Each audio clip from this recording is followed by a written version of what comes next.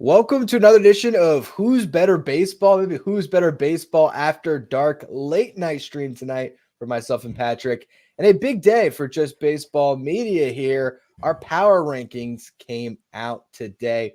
I did the first power rankings for opening day, which was a lot of just basing things off last season and then, what happened in the offseason. But we finally have some sample to go on. And when we made these rankings, we really did focus in on what we've seen this year. That was kind of the deciding factor. It wasn't as much what have you done in the past, because otherwise the Astros wouldn't be one of the worst teams in baseball in these rankings.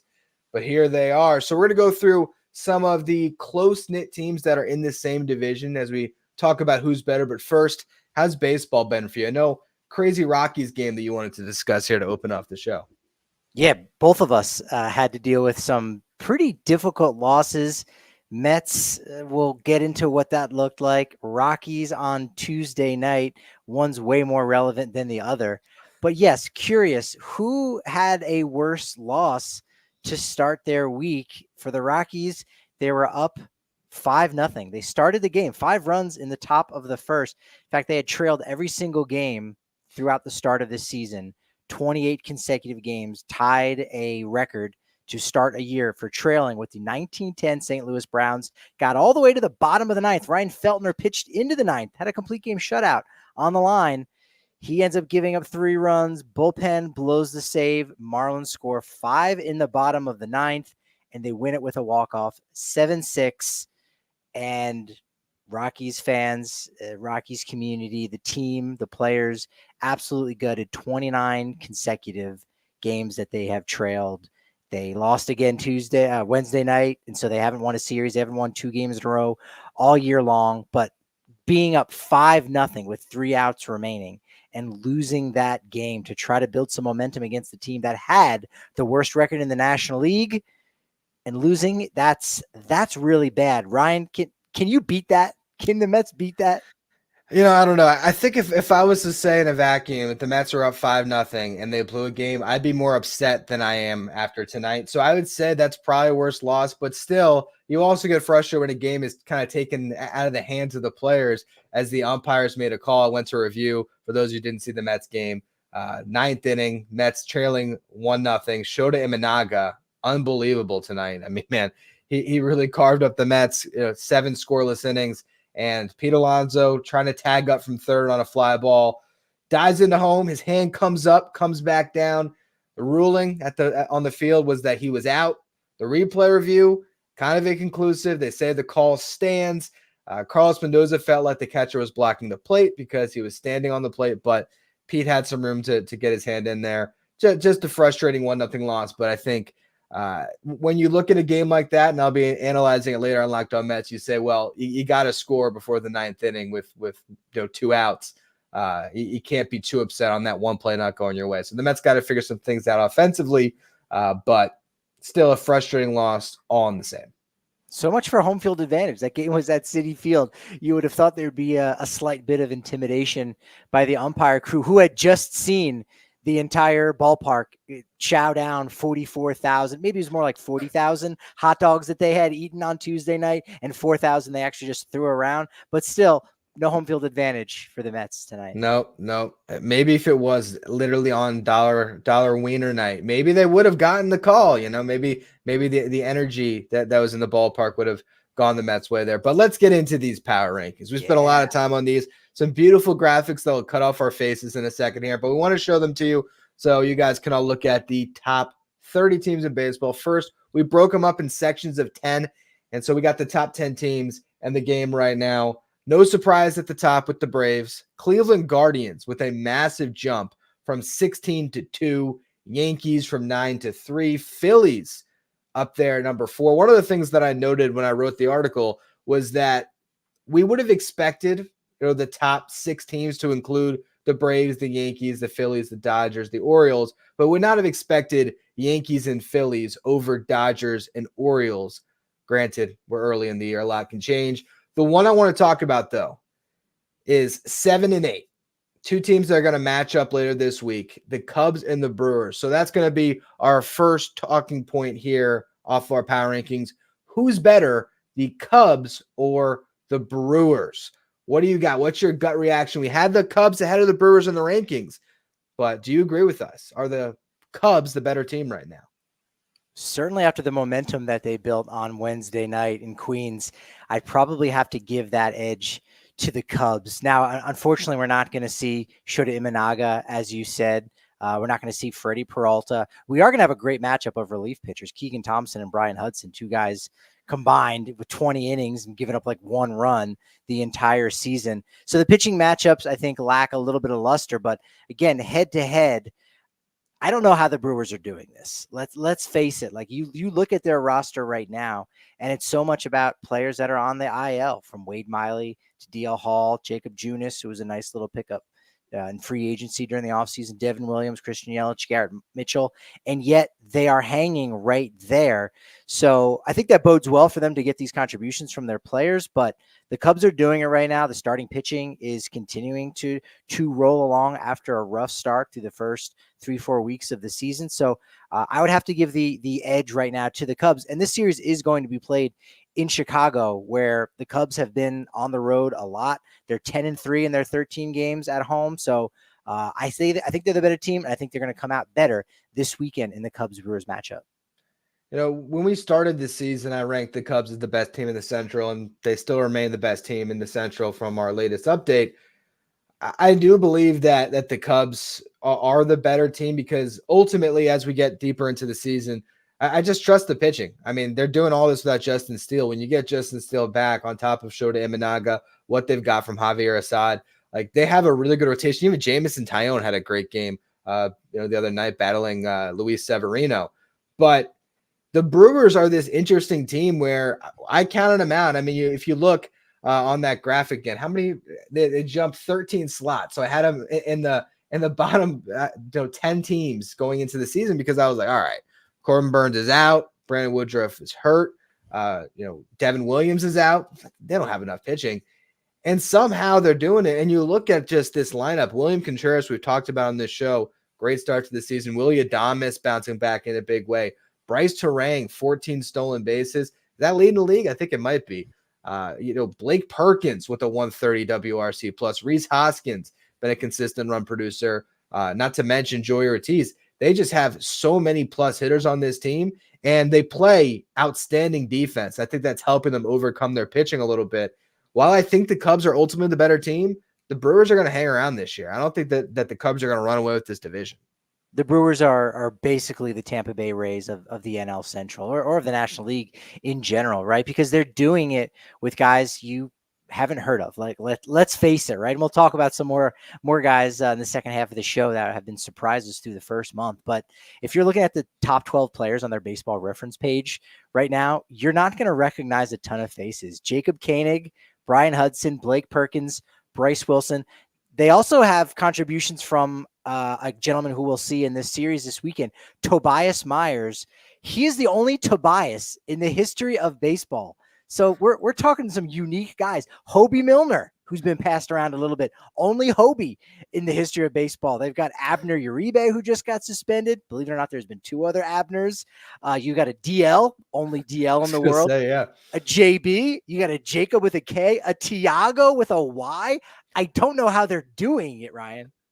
Well, it's funny. I'm looking at these same pictures right now, and to see Bryce Wilson with 24 innings and not a traditional starter, I guess he's opened some games, but that's pretty nuts. The way that they manage, you look like who are the five starters on the Brewers right now? I don't think they have five starters, and Wade Miley, like you said, just went down. It's Freddie Peralta, Joe Ross, Colin Ray, and I don't even know what else they got going on, and yet here they are, right in the thick of this division race.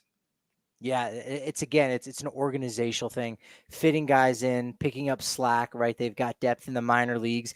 And that's been the biggest part that you kind of touched on, is this idea that they're giving opportunities to these new guys and they're not necessarily excelling. They don't have to. They just need to be a cog in that system. We saw it from Tyler Black in his big league debut, contributing in that capacity at third base. So they're doing it. It's a system that they've got there that's been working out for them really well. It's made them underdog, I think, with the Cubs, who the Cubs have long been underdogs throughout the entire, history of that organization, but they're big dogs now, and they very much have gone out and spent, their names. I mean, you even look at some of the depth that they have on their bench, where you say Patrick Wisdom can't get any at bats. Sure, he's not a world beater, but that's quality depth to have. Him and Nick Madrigal, pretty much two bench guys that you have, where on a lot of other teams they might be starting 75% of the week. So the way the Brewers have been doing it has been really impressive, despite the fact that we don't really know who these guys are,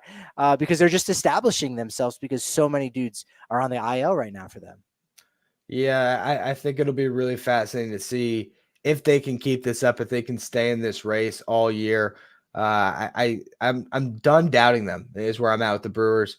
But you look at what the Cubs have. I mean, whenever they get Bellinger back, that's obviously going to be a big lift. But just watching the last couple of days against the Mets, for one, Dansby Swanson still, I think, remains one of the most underrated players in baseball. He plays such a good shortstop. Really the defense. Now you have Pete Crow Armstrong running down flat balls in the outfield. So, and Ian Happ is great in left too. So they just have a lot of really good defenders on that team. I do have a little bit of questions about how much offense they're going to get moving forward here until they get Bellinger back. But ultimately, I think when you look at that rotation too, it's too much talent for me to believe that the Brewers are going to catch them this year. So I say Cubs are definitely better, and that's why we ranked them ahead of them in the power rankings here. Yeah, no, it makes sense. I think both these teams have really good and effective bullpens of guys that, again, are created out of a system. Joel Payamps is a guy who's in his early 30s, is still yet to reach free agency, was actually a Rockies minor league guy, and he's closing games for them. He stepped up in a big way in the absence of Devin Williams being on the IL. I think you're seeing that in the Cubs bullpen too. So, this is going to be a really good series for 3 days on the north side. And again, despite the loss of some of the star power that we've mentioned for the Brewers and Cody Bellinger, it's still going to be really good baseball. And you got Craig Counsell against his former team, not in Milwaukee just yet. That's going to be even spicier. But even still, this will be the first taste of that matchup between these two clubs. Yeah, that's going to be a lot of fun to see how much I'm sure it'll be more of a talking point before the game start. We're never going to actually see anything boil over with Craig Counsell, but that is definitely a storyline that'll keep coming up throughout the year, especially if it is down the wire, these two teams battling out for this division. It does feel like they really are the best in the Central. Let's move out west now. My next topic I got for you here is who's the second best team in the NL West. If you pull up the power rankings right in the middle of the pack there, you see a lot of teams that have disappointed this year. I spotlighted this in the article. You got the Rangers and the Diamondbacks, who were in the World Series. They've dropped off a lot in our rankings. The Twins, the Blue Jays, the Rays, all playoff teams that have fallen off. You have sort of the surprise teams, also the Mariners, I should mention as well in that group. You have the Tigers, the Mets, and the Reds, who have just been sort of better than expected, not good enough to be in the top 10, but they improved by virtue of all these other teams falling off. But when you get to the bottom of our top 20 here, you see the Diamondbacks and the Padres. And then to pull up the next one here, you see the Giants. That was not a mistake. We ranked from 19 to 21, Diamondbacks, Padres, Giants, because honestly, I don't know where to pick any of these teams right now. Ultimately, when it came to kind of the tiebreaker, it was, well, the Diamondbacks were just in the World Series last year. You look at their run differential, their offense is still putting up a lot of runs. I still believe in that team. The Giants and the Padres, they made a lot of changes this offseason. Hasn't really gotten off to the best of starts. So we'll start it here. Who's the second best team in the NLS? Where are you leaning, Patrick? Despite the win-loss record saying they're the third best in this threesome, I have the Arizona Diamondbacks ahead and as the best team that'll finish second behind the Dodgers, as we know. So I think these rankings are dead on, right? You look at run differential, Diamondbacks are the only ones in the positive. Padres entered Wednesday fairly close, Giants a little bit further back. If you look at Fangraphs projections, Diamondbacks, Giants, Padres is the order there for that. But I'm looking at injuries. That's really what I think the season has been about, right? The first month plus has been about injuries, and the Diamondbacks have had the most. Padres have had virtually none. Giants, most of their sizable ones have been on the pitching side of things, but the Diamondbacks, they got about 9 guys from their opening day roster on the IL. Like it's just one injury after another to the starting rotation, to their bullpen, to guys that they're expecting in their lineup for 162 games. And they're just getting besieged by these injuries. And yet they are still hanging in there. And they're getting besieged by bees as well. So, I mean, look, you can't ask for a better job for Torey Lovullo to do, despite the fact that, his clubhouse is looking like a mash unit right now. So I 100%, I think that's it. The Diamondbacks have been doing it, not as well, but again, in this small sample size, they're not that far behind. And I think they've got the most growth. They definitely have the most potential if everyone is healthy and playing their best. I know this week we assigned an article to one of our writers. I'm actually blanking on who I assigned that to, but someone's doing a dive on Corbin Carroll. And I am curious to see what they come back with as far as the statistical analysis on why he's gone to such a slow start this year. But you would expect he's going to get better. And you look at this rotation, I mean, they've only just started to get a taste of what Jordan Montgomery is going to bring to the table. And when they really get going, I think Fott's going to be better. I think Zach Gallen's been good, but I could even see him being a little bit better than he's been so far. I just believe that this rotation is going to be able to carry them. The Giants are this interesting team to me because if they can hang in there, depending on when they get Robbie Ray back, they do have an interesting group. I just don't know if they have enough offense. And on the other side of the coin for the Padres, I don't know if they have enough pitching, So I think the Diamondbacks are the team to me that just has the most boxes checked off of guys that'll come back, that'll answer some of their concerns so far, where they can start to get going. But it's crazy because right now, I mean, you're looking at this playoff race, and I was going through it. I was doing these rankings, and I think it was, if the season ended today, Phillies were one of the wild card teams. Who was the other one? I know it was Mets and Reds were at the tail end of it. I'm trying to remember who the second wild card would have been, but some of these teams that we expected to be in the thick of the race just haven't gotten going. Yeah, I think if you're looking at the wild card, like you said, there's one team from the East, one team from the West, and then two teams in the Central that are that's what it is. Yeah, amongst the best. Yeah, so the Cubs Brewers were the two teams we literally just talked about. I forgot. That's some pretty bad short-term memory for me there. And Tigers Royals, you've got right in there in the American League. We've been talking a lot about the Central divisions, rightfully so. They've been really solid. And as for the West, outside of the Dodgers, who are worthy of being talked about, the Rockies, not so much. You've got these three teams, as we've been discussing, like who is the best, who's going to, take the next step forward or kind of right the ship a little bit. The Diamondbacks have a really great mix of veterans and young guys. I think all three of these teams do to a degree, but if you look at the young players on the Diamondbacks, all of whom stepped up in a major way in that run to the World Series last year, that they've got another level to go to. I think Corbin Carroll, doesn't necessarily even need to get to another level because what we saw was an elite player in 2023. This year, he's just not impacting the ball quite in the same way as he was last year. So again, he just needs to stay as is, and he's still a superstar. So I think the Diamondbacks just really have the most growth, right? And the Giants guys, they got to that clubhouse late. I wrote about that last week. Like, hey, despite the additions, it's not adding up for them just yet, but they're starting to heat up just a little bit. Again, this brand new clubhouse that Bob Melvin, hopefully he learned a couple things about new clubhouses with new guys and new chemistry and new personalities, from San Diego. But that's one of the advantages I would also give to the Diamondbacks. You have Torey Lovullo, who knows this clubhouse well, has had success with this exact clubhouse before, whereas Bomel and Mike Schilt in San Francisco and San Diego, respectively, they're both new to the job. Yeah, no, that's a huge thing to think about.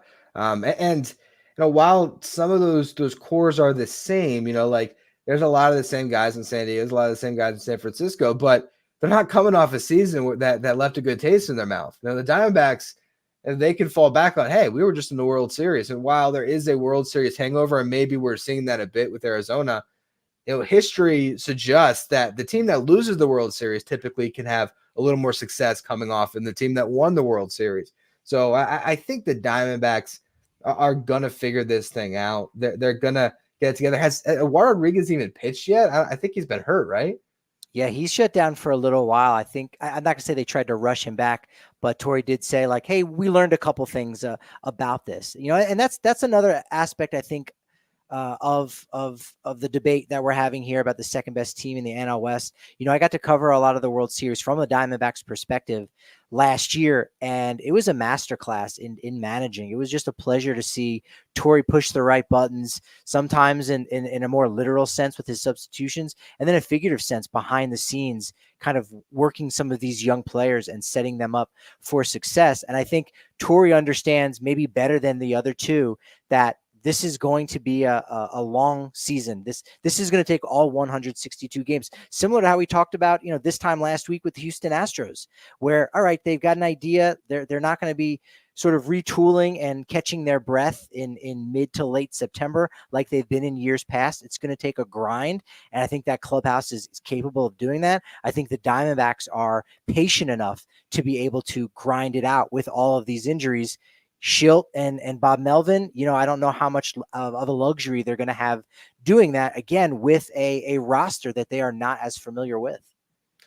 Yeah, it's, when I think the Diamondbacks can weather the storm a little bit better than these other teams. And particularly I'm looking in San Diego. I'm just wondering, because they have so much talent, right? I mean, you every year we talk ourselves into, well, okay, the Padres just got Dylan Cease and Michael King's going to be great.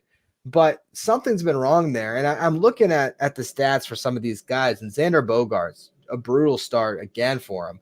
Manny Machado has been okay, but certainly not the Machado you'd expect. And the pitching side, I mean, what's happening with Joe Musgrove? He's been brutal, as has Michael King up to this point. So a lot of these guys that we were looking at to start the season are like, all right, these are the guys in San Diego that can carry them, even though it is a very top-heavy roster.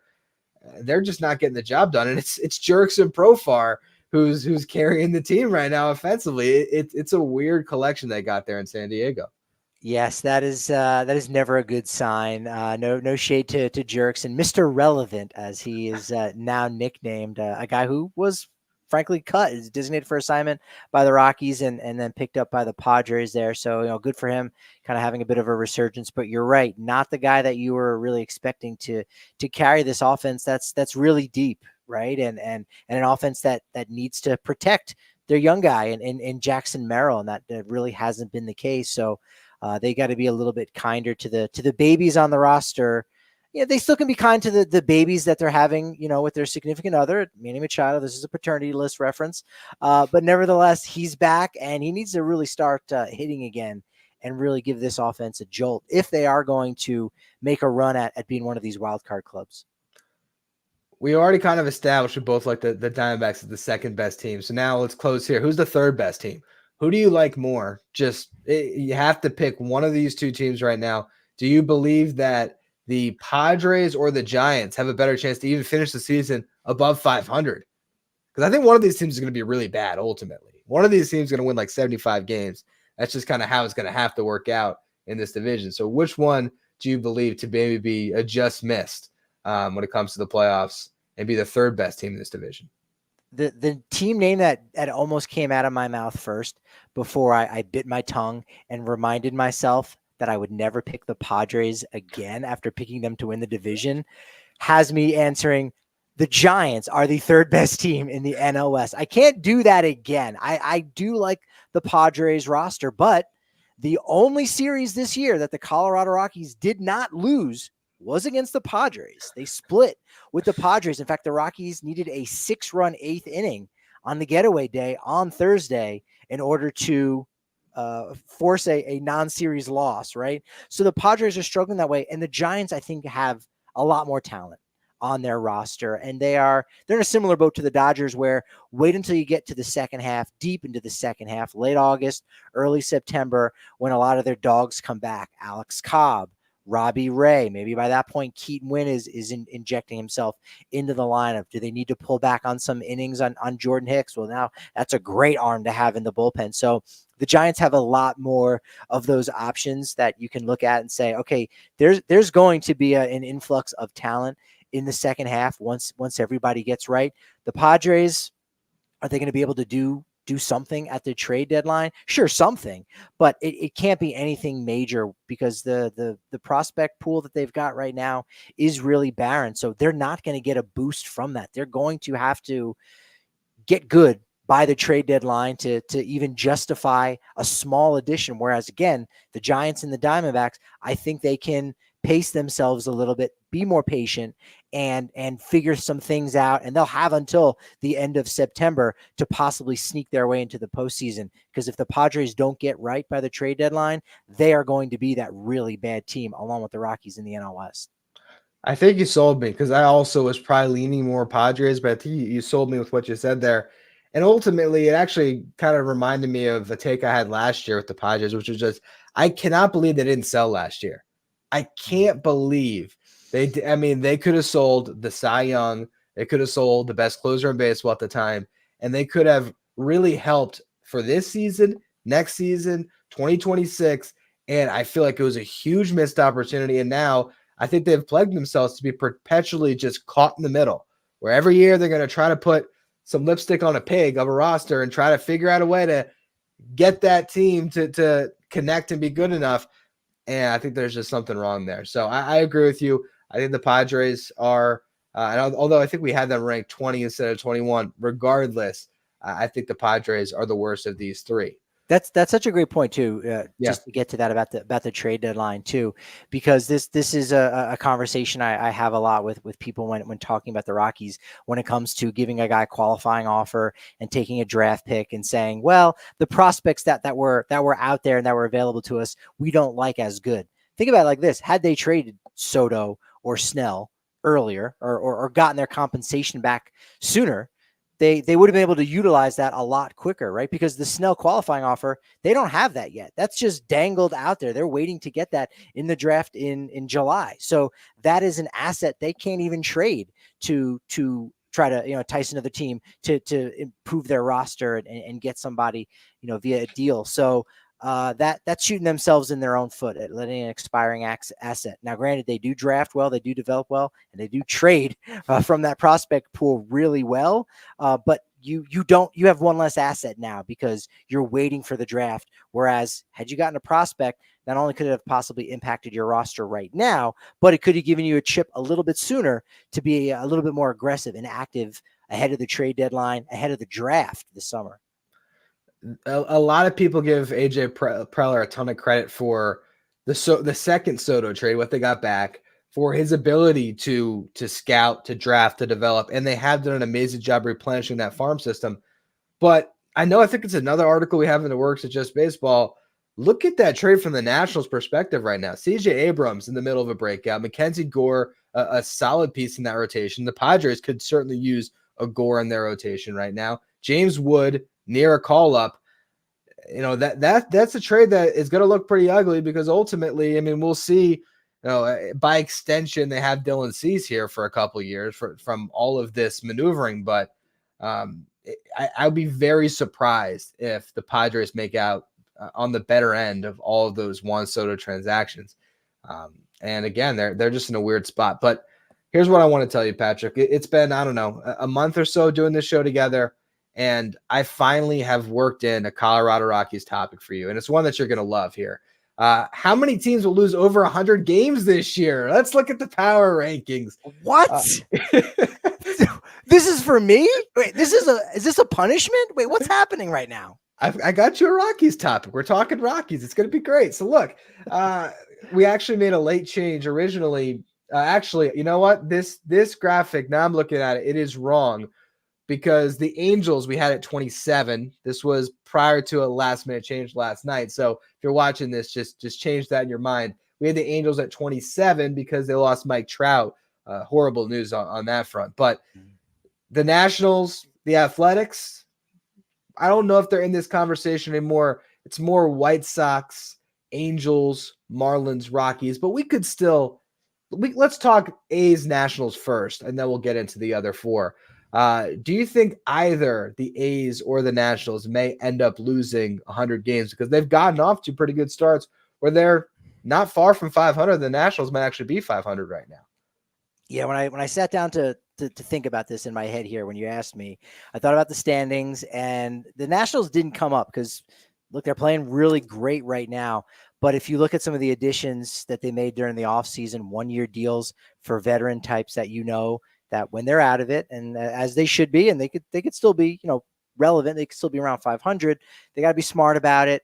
Now's really not their time. They're going to trade away. That's going to impact them in the final couple months of the season. So they are going to be in the hunt, I think, for 100 losses. But with everybody playing as well as they are right now, CJ Abrams up and down the line, as you kind of mentioned, I think they're going to be relatively safe, especially when you consider the fact that a team that we'll get to in a moment, the Marlins, are still in their division. So that could be a way that they are able to kind of beat up on someone, right? They're not the worst team in the division. So to somehow suggest you'd have two 100 loss teams from the same division seem less likely. So if we're talking Nats, Marlins, I probably would lean towards the Nationals being safe in that capacity. The A's are really interesting because, so many times we see teams where after the first 2 months of the year, so they still got a month to go, but after the first 2 months of the year, there are teams that are in the hunt for a wild card spot. And you go, we weren't really expecting this out of that team.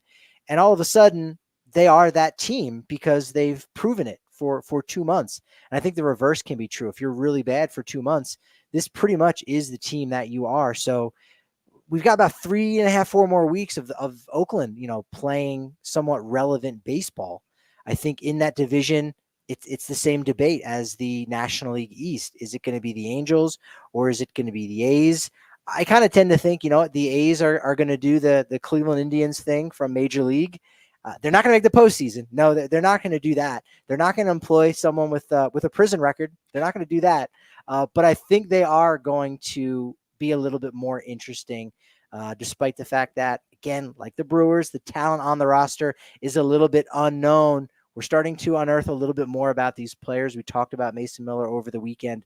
So I think both the Nationals and the A's will come up short for 100 losses. They're going to win at least 63 games this year. I think so. I think so as well. I do wonder. I mean, do you think that like one of the security guards maybe has a prison record in Oakland? I mean, you just said they're not going to play anyone with a prison record. I'm just thinking maybe. Oh boy. So I'm not saying there's not going to be someone with a rap sheet on the field. Okay. I just mean in the starting lineup. Okay, that's fair. On the 40-man roster, yeah. Yeah. I agree with you though, 100%. I think that the Nationals, because even though they might deal like Jesse Winker, all of a sudden we could see Dylan Cruz take that spot. And so, if they're plugging and playing some of their top prospects, we saw last year, kind of some of that youth came up for the Nationals, or even may not even just came up, but someone like a CJ Abrams who started to break out in the second half. They ended up having a nice little run down the stretch. So I think the Nationals are going to be well clear of 100 games. I actually think they might not even be that far from 500. I don't expect them to be 500, but could they win 77, 78 games this year? I don't think there's a question that they could do that. The A's, they're looking good right now. When you have a closer as good as Mason Miller, you can squeak out enough wins here to avoid it.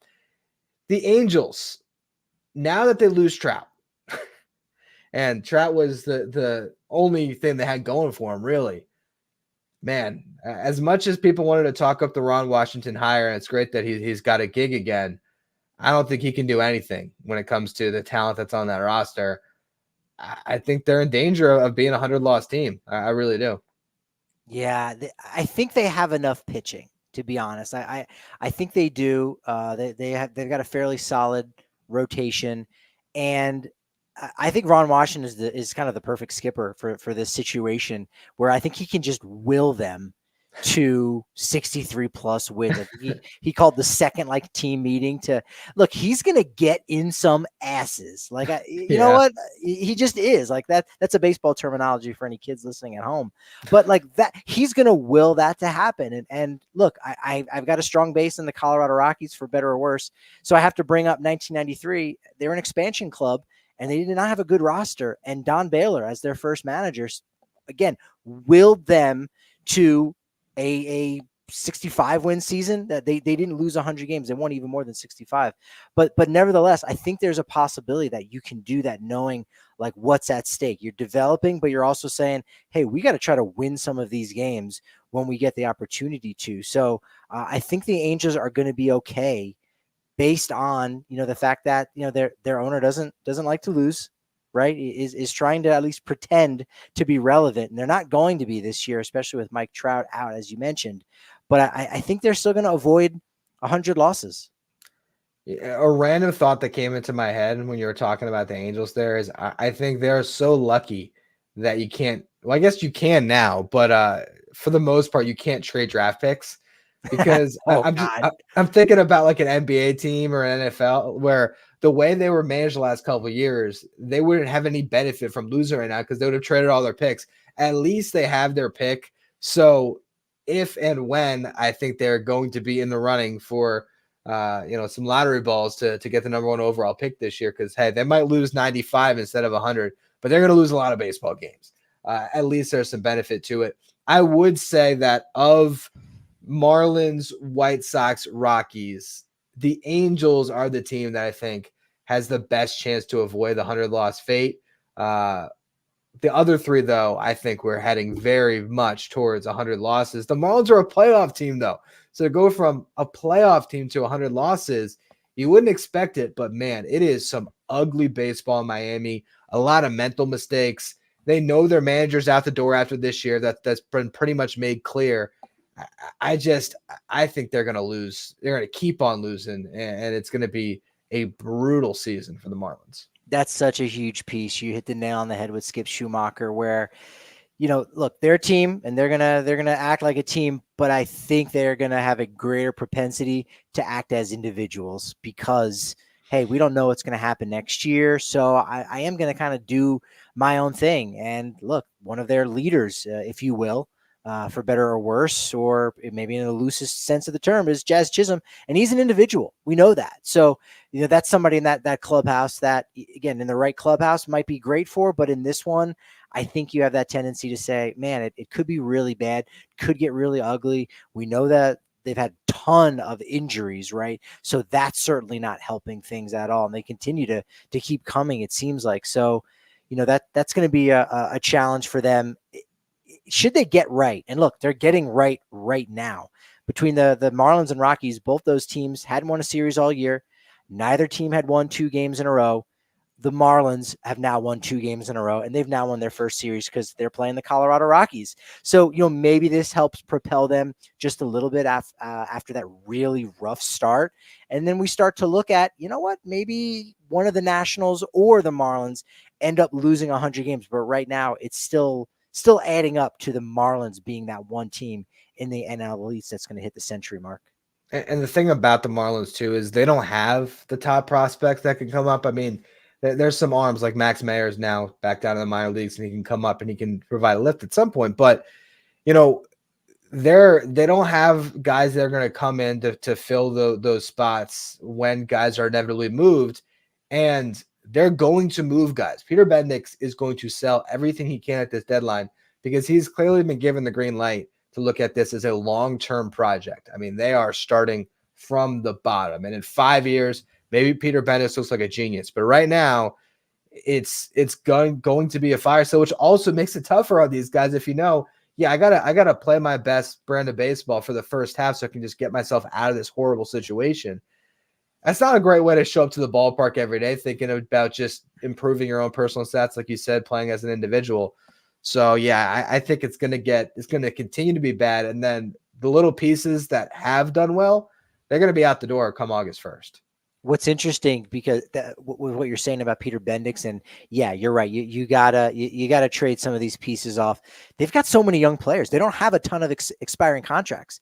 I think, taking the Rockies example, from last season, they did have a ton of guys on expiring contracts, and they made 5 trades to get rid of all those guys to get something for nothing, something that ultimately they hadn't done in the 2 previous trade deadlines, which is why the Rockies are in this predicament.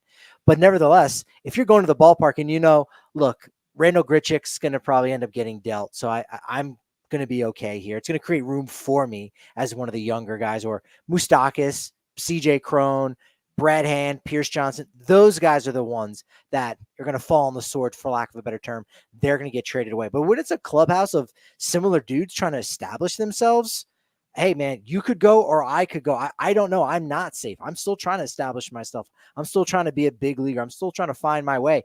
I could go just as easily as you. And Rockies at least had a little bit of advantage for those young guys coming to the ballpark every day.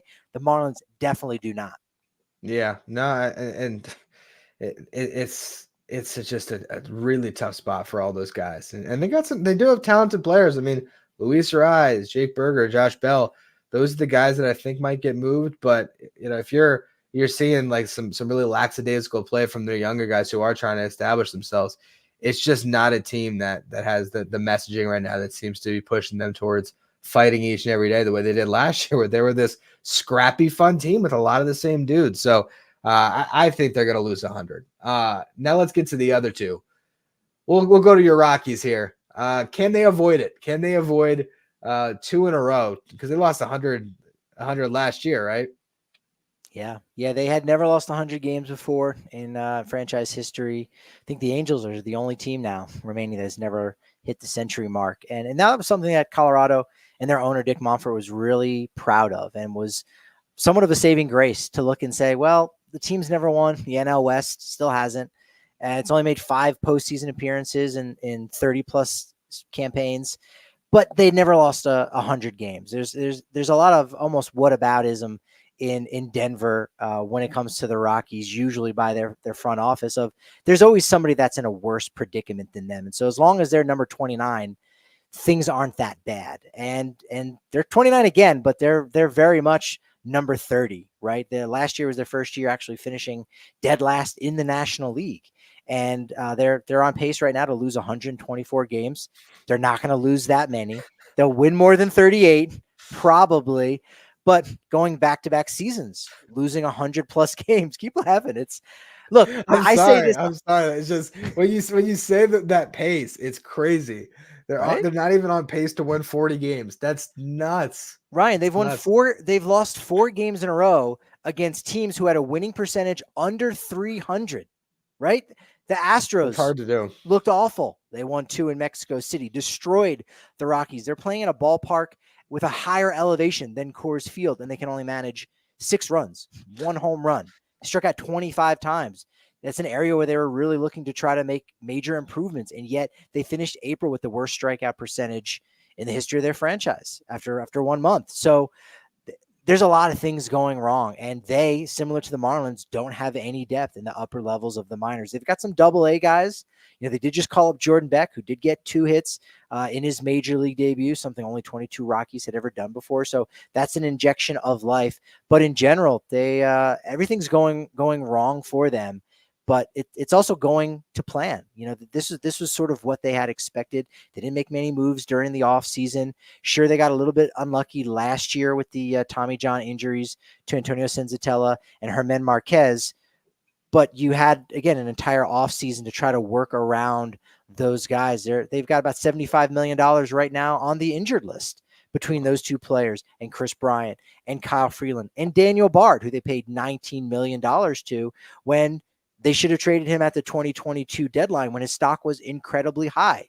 But they wanted a guy that wanted to stick around in Denver. They wanted a guy who could serve someone as a coach and be a veteran presence, for the young guys in that bullpen, rather than going out and getting somebody new that could do that exact same thing, plus gain the prospects you would have gotten in a trade for a Daniel Bard. So they've made this mess, and it's not going to get better anytime soon. So 38 wins. Yeah, I would definitely take the over on that, but it's going to be a rough season. I'll say this, even bad baseball is good baseball. So I still love going to the ballpark every day. Yeah. I mean, it's at least a story, it's not a team that's sitting in the middle and not giving you something historic to talk about. You'd like it to be historic on the positive end, but historic nonetheless. You can see some pretty feudal baseball and see something that hasn't happened before in some instances. But the Rockies will be better than this. I mean, every team is going to have their stretches, so at some point they'll have their positive stretches. And on in the other league, the White Sox in a similar boat. I mean, offensively, these are teams that just can't hit. They just can't hit at all.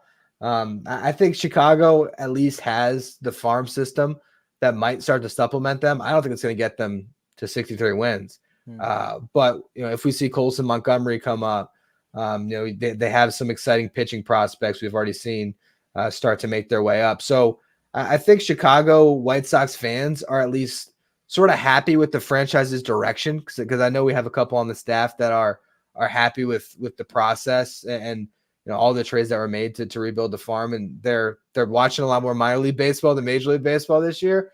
But there's no doubt they're going to lose 100 games in my eyes. Yeah, that's maybe the saving grace for a franchise like the White Sox, where this is kind of part of the plan, right? With a new regime and Chris Getz running the show there, and the high draft pick that comes along with that. Which again, because of the new CBA and with the draft lottery, you can really only do that 2 years in a row before you're immediately dropped back to the 11th pick. So yeah, I think that can be somewhat of a saving grace for the White Sox, who they're going to win their share of games, right? They just swept the Tampa Bay Rays, who have the same record as the Oakland A's. We're not talking about them as losing 100 games. I think it could be in the cards, but again, you've got enough faith that a team like Tampa is going to work things out and at least be somewhat around 500, even in a worst case scenario. But yeah, the White Sox, they're going to win their share of games so that we're really not in danger of seeing like the 1962 New York Mets. Like that's not going to be the case. And I really think that we're only going to have 3 100 loss teams, which I think we only had 3 last year. And so as hyperbolic as it might seem to be when you see some really bad play from no less than about 6 teams that we've talked about, I think it's 100, or rather 3 100 loss teams is probably where we're headed to, which if you ask some old timers, that is far too many than what we've probably seen in the past. I think there's 4. I think the Angels are going to lose 100 too. Honestly, I think I don't believe the Angels are going to get past the 62 win mark. It might be 62 and 100, but I think they lose. Reed Detmers, Patrick Sandoval, Tyler Anderson. Now, look, that's just the rotation. They've got holes everywhere else. You got to swing the bats and you got to save games. I know they added a lot to their bullpen this offseason, but I don't know. I also just think, like, how does that clubhouse feel right now with Trout going out again? I mean, you had Trout and Ohtani in your team last year. Ohtani walks, Trout's out. You have a bunch of young guys who are dealing with struggles at the big league level for the first time. They have the right manager to help them break out of it, but it's a lot easier to go through struggles in the minor leagues where you're not, playing, with your stats at the big league level, watching, yourself hit 190 and be like, oh man, this is forever on my statistics. I don't know. I think the Angels are going to be pretty bad this year. Let me ask you this question, and I think I know the answer, and I love trying to balance things out to make it difficult. And I don't know that I can with what I'm working with, but what do you think is more likely? Mike Trout comes back at the end of the season. It's going to be close, right? 4 to 6 months. So does he come back in September? Does he come back and play well enough, maybe even get a walk-off to get them to 63? Or do the Angels promote 2 players from the 2024 MLB draft class up to the majors at some point this season? What do you think is more likely to happen? I think it's more likely Trout comes back. Oh, I would hope that all of the rushing was just because of Ohtani. And it was just, this is our last shot with Ohtani, and they're not going to keep fast tracking guys. I don't know if it's an organizational philosophy as much as it was just circumstantial with the greatest player ever potentially walking out the door. So that's why I think they rushed everybody. But I wouldn't be surprised if either happens. I would just say there is a chance that Mike Trout comes back and hits 10 home runs in September, and the 10th one gives them their 63rd win. There is the possibility. I don't think in a season where you might be barreling towards 100 losses, you're rushing up a first-round pick. But you can't count out the Angels from doing that. And on deck behind Trout after he hits that walk-off in game 162, Travis Pizzana. So maybe it could happen. See, I thought I was going to have to bump it up and say 3 guys they promoted from the draft class to the majors. But you know what? That makes sense that rushing kind of came out of, hey, let's get Ohtani and Trout to the postseason. If I moved it back to 1, Are you still taking Trout in September? It's the Angels. I don't know. It would have got a lot tougher. I think I'd still, stand on the basic premise of my point that they shouldn't be fast track guys for You're a right. 100-loss team. I mean, come on, let these guys develop the right way. We have one last topic to close the show, and I have a very exciting tease for our next show. So we'll leave that towards the end. But who are the best hitters and pitchers in April? We had some articles come up today where we were breaking down the top performers in each league. I just want to ask you, Patrick, if we got it wrong, we'll make it simple. So American League, we had number 1, Jose Altuve. Number 2, we had, hold on, I know, was Gunnar 2 or 3? No, 2 was Soto. Gunnar Henderson was 3. So that was our podium. It was Altuve, Soto, Gunnar. Got any problems there? Not problems, but I'm a little surprised Bobby Witt Jr. might not have been there. I think he's helped maybe a little bit more by his defense if we're just looking at offensive numbers. But Bobby Witt Jr. maybe not being there in the American League.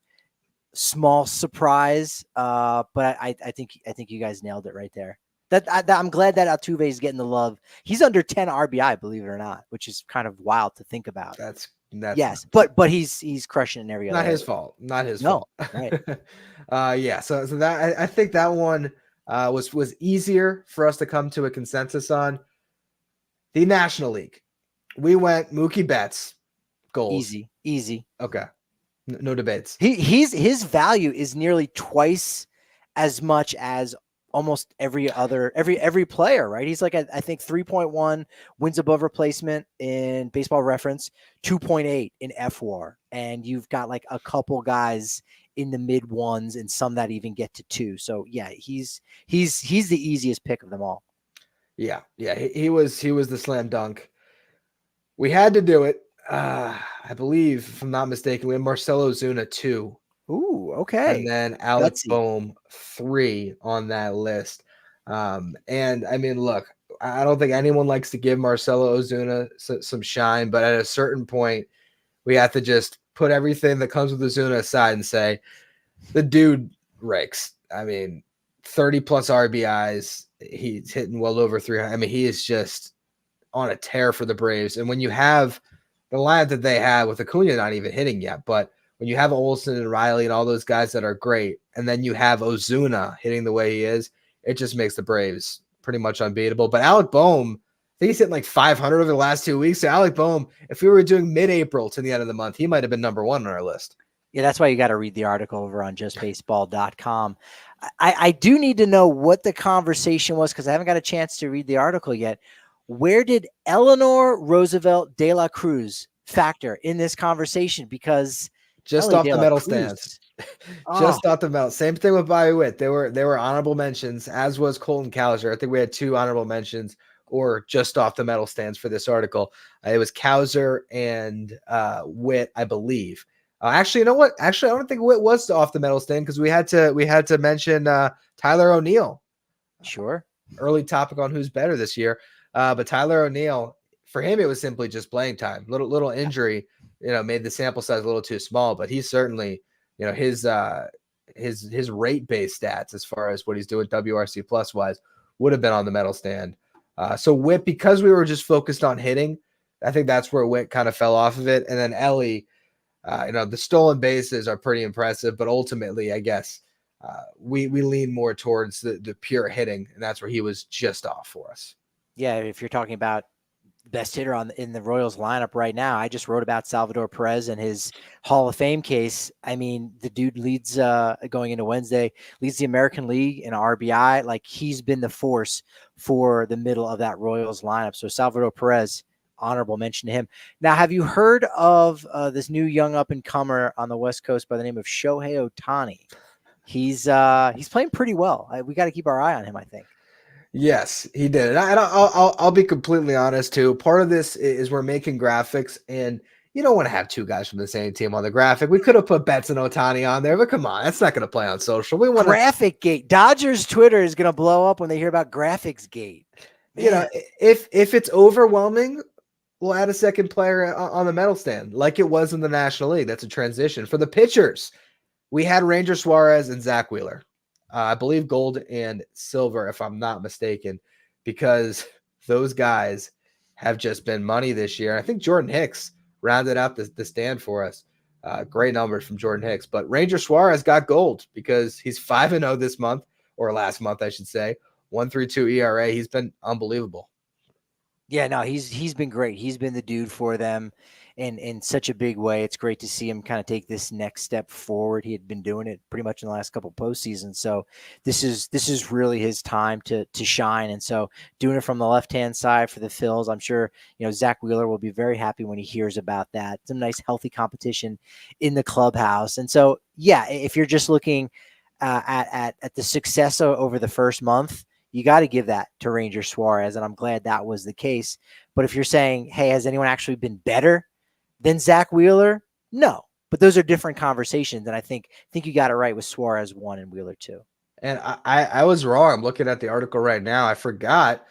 We realized, the innings might have been small up to the point of the article, but Shota Imanaga was our bronze medal finalist. And after watching him pitch tonight, we might have snubbed him a little bit because, man, he looked spectacular and got 7 innings pitched tonight, which I don't think he had done up to this point in his big league career. So Shota Imanaga with still a sub-1 ERA after tonight. It was 0.98. I don't know how low it gets after 7 scoreless. I'd imagine he probably got maybe even below the 0.8s. It's been a crazy start for Shota.